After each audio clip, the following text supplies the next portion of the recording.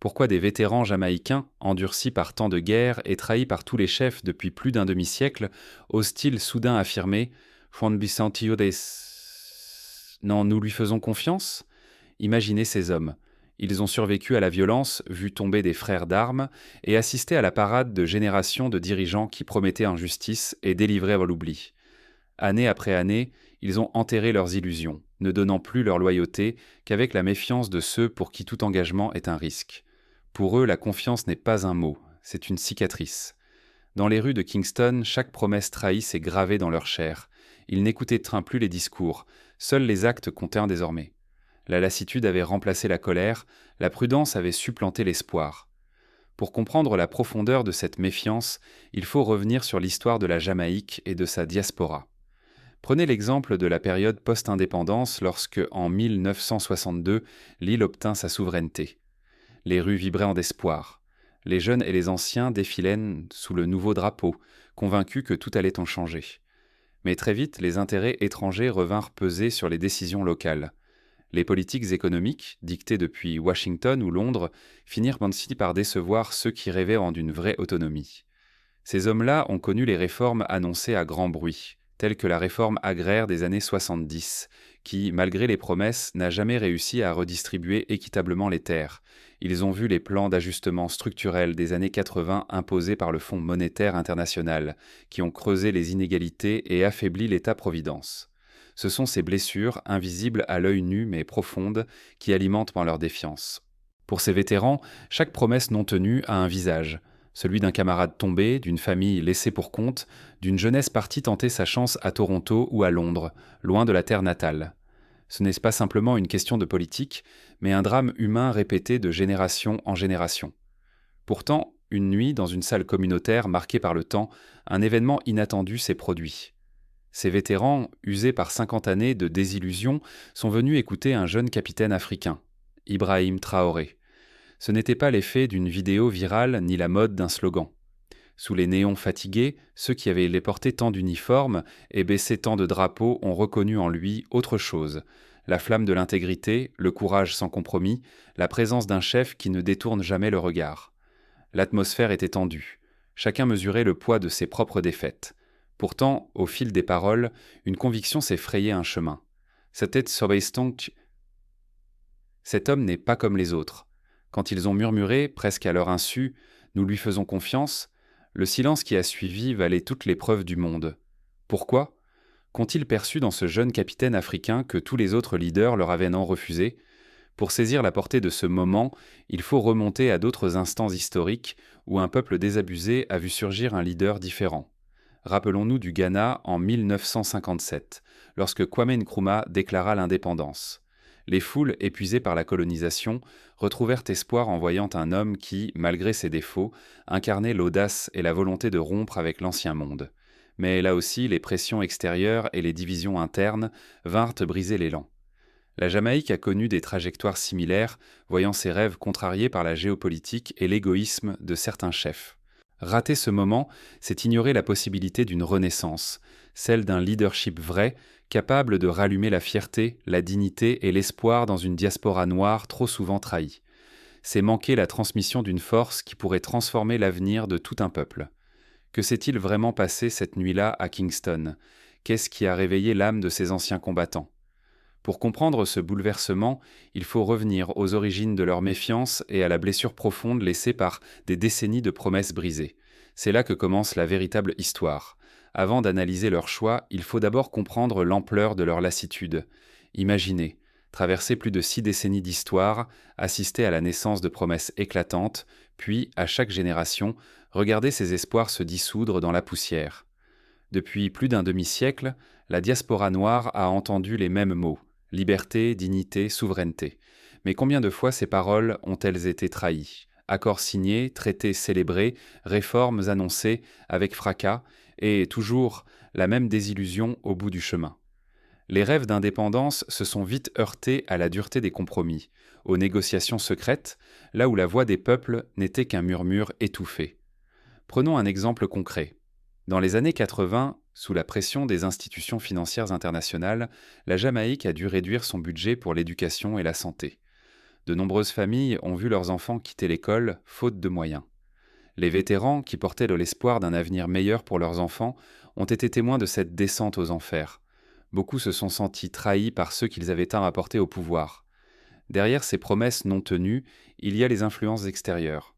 Pendant des décennies, les décisions cruciales n'ont pas été prises à Kingston, mais dans des palais lointains à Washington, à Londres, à Paris. Les politiques économiques ont été imposées par d'autres. La parole locale s'est perdue sous le poids de la dette, des injonctions ou des menaces à peine masquées. L'impression d'avoir perdu la maîtrise de son destin est devenue un refrain amer, lassant, presque résigné. C'est ainsi qu'une fracture générationnelle s'est creusée.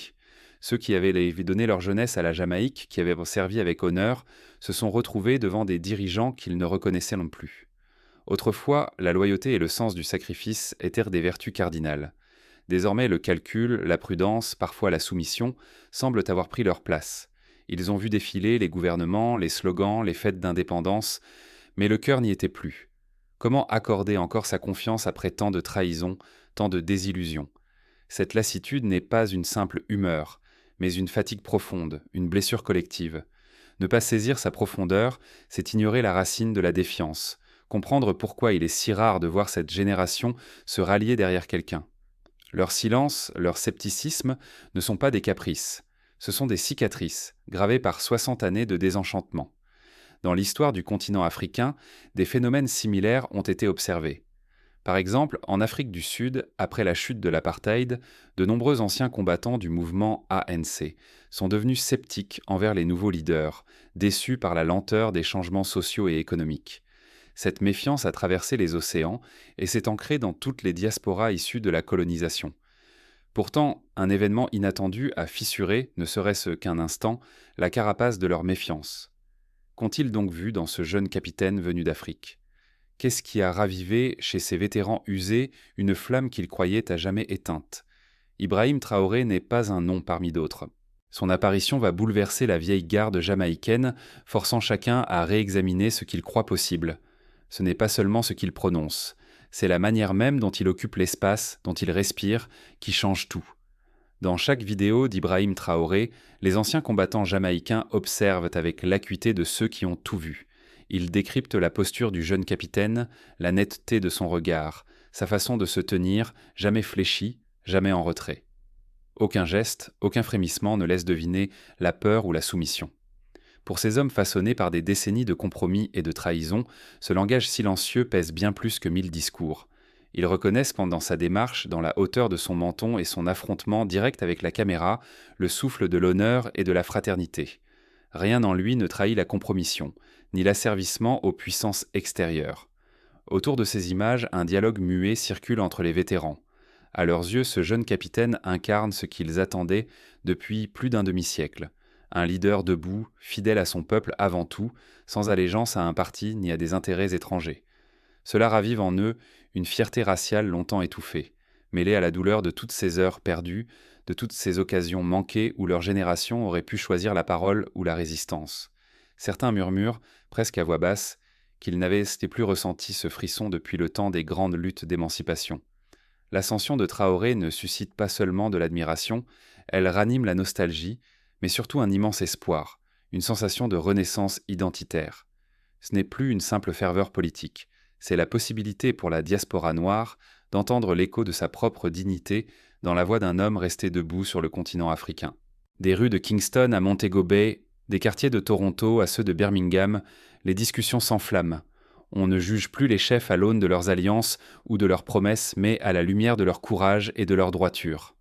Pour la première fois depuis de longues années, la jeunesse caribéenne écoute ses aînés sans ironie, cherchant dans leurs souvenirs la clé d'un héritage qui paraissait effacé.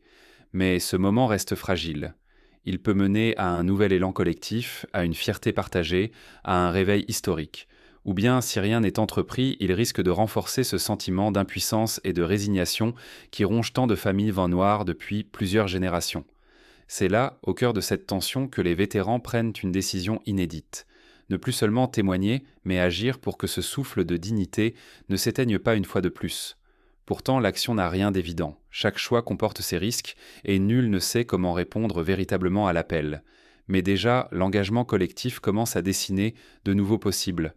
Un simple geste devient une onde de choc qui traverse les océans. Ce soir-là, la déclaration commune des vétérans jamaïcains, rapidement rejointe par leurs frères d'armes caribéens, fait le tour du monde noir. À travers WhatsApp, radios communautaires et médias locaux, la diaspora apprend qu'en plusieurs décennies, c'est la première fois que des soldats à la retraite affichent ouvertement leur soutien à un jeune chef africain, symbole d'un renouveau tant espéré. L'effet est immédiat. Dans les ambassades occidentales, l'inquiétude monte. Quel signal la Jamaïque envoie-t-elle à ses alliés traditionnels ? Les diplomates parlent d'un sentiment panafricain inquiétant et observent toute velléité d'alliance politique ou militaire. Les gouvernements caribéens choisissent la prudence. Silence officiel, formule polie, mais en coulisses, chacun mesure les risques et les gains potentiels d'un tel appui. Cette retenue contraste avec l'enthousiasme populaire. Sur les marchés de Kingston, dans les quartiers de Port of Spain, sur les ondes de Toronto ou dans les salons de Londres, le débat s'enflamme. Les jeunes publieront des messages de fierté, les anciens racontent leurs souvenirs, les parents rêvent d'un avenir où la dignité ne serait plus négociable. Ce ne sont ni la force des armes, ni le poids de l'économie qui inquiètent les puissances étrangères. C'est le pouvoir psychologique et symbolique de cette unité noire, inédite, imprévisible. Pour la première fois depuis des générations, ceux qui pensaient avoir tout perdu montrent la voie, réinventent la mémoire, transmettent une flamme. L'image de vétérans qui se lèvent, non pour une guerre mais pour une idée, bouleverse l'équilibre.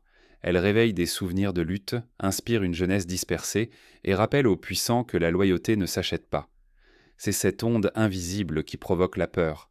Ce n'est pas la menace d'un soulèvement physique, mais la perspective d'une convergence morale, d'une filiation retrouvée, d'une diaspora décidée à ne plus disparaître. Les anciens schémas de division vacillent devant l'énergie d'une parole neuve. Les puissances comprennent que, face à une vraie unité noire, aucune stratégie habituelle n'est vraiment efficace. Pourtant, soutenir ce mouvement n'est pas sans risque. Les vétérans en sont conscients. En s'exposant, ils s'attirent à la surveillance, la pression, parfois la répression.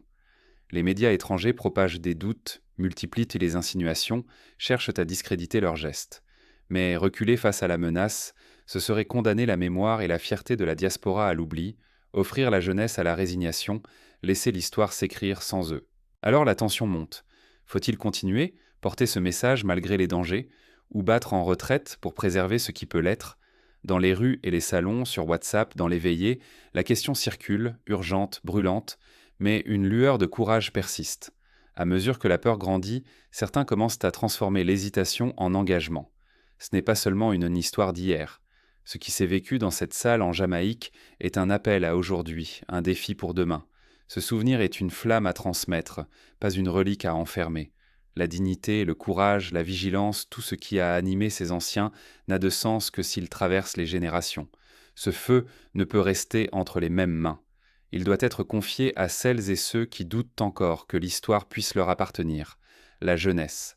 Transmettre la dignité, c'est apprendre à ne jamais courber l'échine, même lorsque tout semble pousser à la résignation. C'est rappeler que la fierté n'est pas arrogance, mais fondation. La vigilance, c'est refuser de croire que l'éloignement géographique nous dispense de la question de la souveraineté. Où que l'on vive, Amérique, Europe, Afrique ou ailleurs, seule notre posture collective peut empêcher le retour des anciens cauchemars. Pour la diaspora, pour les jeunes, pour les anciens, l'heure est venue de s'aligner. S'aligner de Kingston à Ouagadougou, de Port-au-Prince à Bamako, de Paris à New York.